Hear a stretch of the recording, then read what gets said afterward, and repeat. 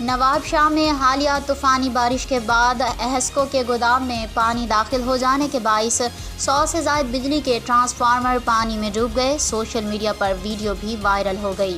حالیہ طوفانی بارشوں میں جہاں گھروں اور کھڑی فصلوں کو نقصان پہنچا ہے، وہیں برساتی پانی ہاؤسنگ سوسائٹی کے علاقے میں واقع ایسکو کے گودام میں بھی داخل ہوا۔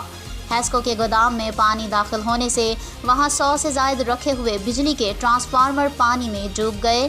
اس واقعے کے بعد سوشل میڈیا پر ویڈیو وائرل ہوئی جس میں بتایا گیا کہ اس گودام میں پانی داخل ہونے سے ٹرانسفارمر ڈوب گئے اور انہیں نقصان پہنچا ہے۔ اس سلسلے میں رابطہ کرنے پر مینیجر مٹیریل ایسکو عبدالحق شیخ نے ایس ایم نیوز کو بتایا کہ بجلی کے ٹرانسفارمر گودام میں رکھے تھے، تاہم اچانک طوفان بارشوں کے باعث ان ٹرانسفارمر کو منتقل نہیں کیا جا سکا اور برساتی پانی کو گودام میں داخل ہو گیا۔ ان کا کہنا تھا کہ ٹرانسفارمر مکمل طور پر واٹر پروف ہوتے ہیں اور سال ہر سال پول پر لگے رہتے ہیں جہاں بارش کا پانی ان پر گرتا رہتا ہے۔ مینیجر مٹیریل ایسکو کا مزید کہنا تھا کہ اس بارش کے پانی کے گودام میں داخل ہونے سے ٹرانسفارمرز کو کوئی نقصان نہیں پہنچا ہے۔